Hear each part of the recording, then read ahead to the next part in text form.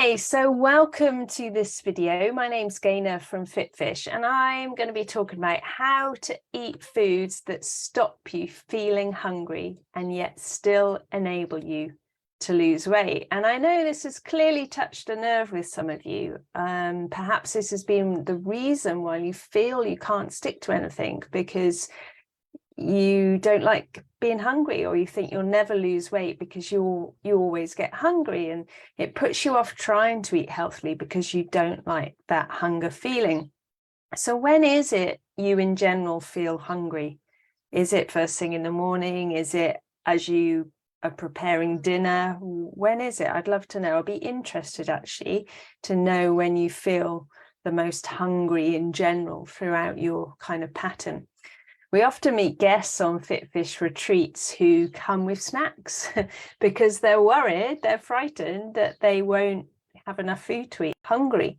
And I can assure you that that definitely doesn't happen on our FitFish retreats. If you've been on a retreat and you've enjoyed the food and felt full, I'd love you to write that below. The food's great on the retreats, but people are worried that they might get hungry. So later on in the retreat, they often tell us that they brought snacks with them but haven't had to use them.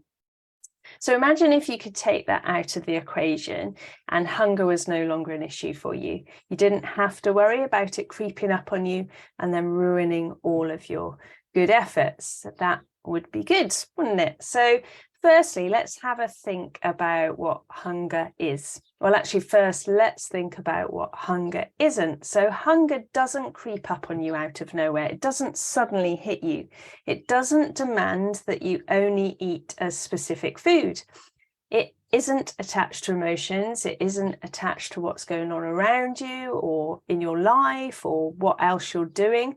It doesn't occur straight after you've eaten, and you don't feel bad for eating. Hunger appears slowly. As I was preparing this talk, I actually felt hungry, so it was quite nice to experience that. And it just appears slowly. There's an empty feeling, perhaps a little bit of a rumbling, and a gradual realization when you first start noticing that you're a bit hungry. But you could actually go another half an hour, a couple of hours without being ravenous. And with hunger, you're satisfied by your next meal or snack, your next balanced meal or snack. It doesn't have to be anything in particular. And when you're eating, you respond to the full signal and you move on with your day, and there's no guilt associated with it. So when we look at it like that, what would be an easy solution to ensure that we don't get to that really uncomfortable hunger place? Well, it would be to eat foods that keep us satisfied and full for longer, and be prepared with a healthy fill-in snack if needs be. Then problem solved. So remember, with hunger, you have time. That's one of the biggest difference. When you're eating for other reasons, you perhaps don't have time. You can make time, but you might feel that you don't have time. But with genuine hunger, you have time. You have time to make a wise choice. You have time to decide what you really want. You've got time to get something sorted that will fill you up for longer for next time. You have time. So maybe say that to yourself when you start feeling hungry. You have time.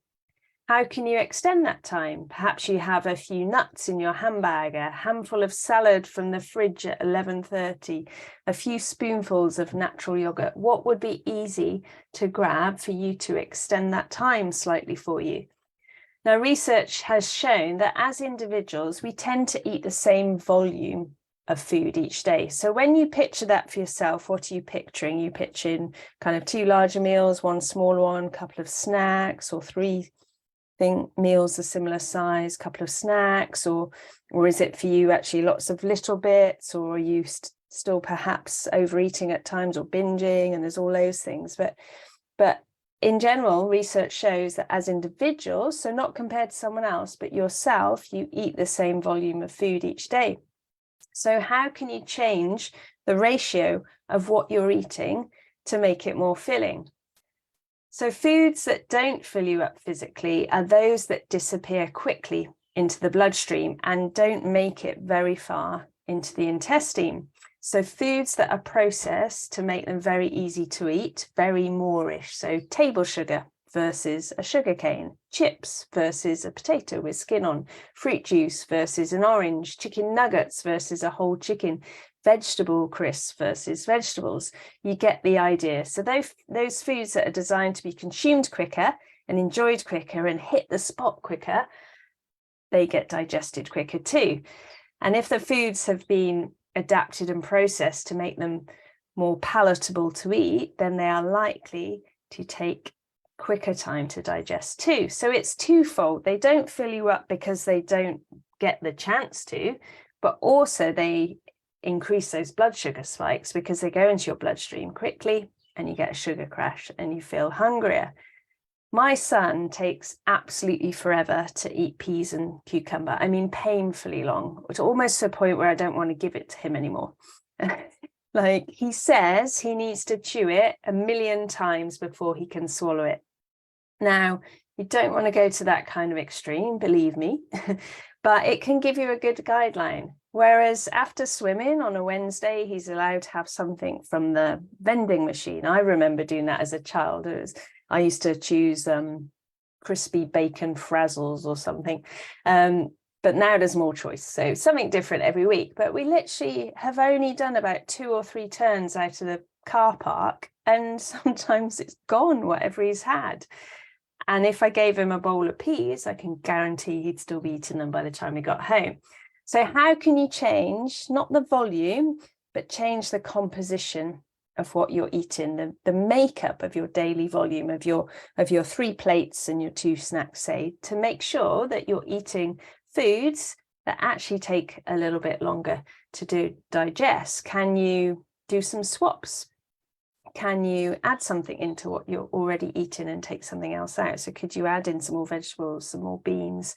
Could you do some swaps instead of buying something processed? Try and experiment, make it yourself. Last night in my Healthy, Whole and Free Forever program, we had a surprise session, which we have once a month. And last night we were making stir-fry sauces from scratch, which was a lot of fun. And I guarantee that those would have gone into the bloodstream a lot slower than the ones you buy off the shelf with lots of sugar in. So how can you adapt what you're eating? How can you make some swaps so that you're eating some more wholesome food? Now, you've probably heard that protein does help to fill you up. But remember, if you're taking in enough energy and you eat mainly wholesome natural foods, you are eating enough protein. You don't need to go out searching to eat lots and lots of protein. Of course, if you're constantly eating the more processed, sugary, carby foods, then you will need to eat some more protein, but you also need the other foods as well. So don't focus on eating more protein, focus on eating more natural and wholesome foods. It's also true that when we're thirsty, we can confuse that with hunger. So when you think you're getting hungry, when you're thinking, I have time, I'm just starting to get hungry, I have time, how about drinking some water in that time as well? So 3 simple things to remember, really. Are you really hungry? Is it slow appearing and it would be satisfied with a healthy meal or a healthy snack? If it's real hunger, you have time. So drink water in that time, remind yourself you have time to make a wise choice. So think about it. And if you're out and about, how could you extend that time slightly by perhaps carrying a healthy snack with you? And how can you change the makeup of your volume of food? Think things that digest slower, those whole foods that you can recognize that haven't been as processed. So I hope that helps you. Do write below something that helps you out of that, something you're going to act on. But if through this you've realized that actually you're dealing with food choices that come about for different reasons and you're not always eating because you're hungry, like those mad, urgent sugar cravings or emotional eating or somehow sabotaging your goals and not being able to stop once you've started, then I would highly recommend a Healthy, Whole and Free program. I would love to work with you further, and you can find that on the FitFish website, so fit-fish.co.uk/HWF. I'd love to work with you more if you feel there's areas that go outside our kind of natural hunger. So I hope that's helpful. Write below what was helpful, and I will see you soon. Take care and bye-bye.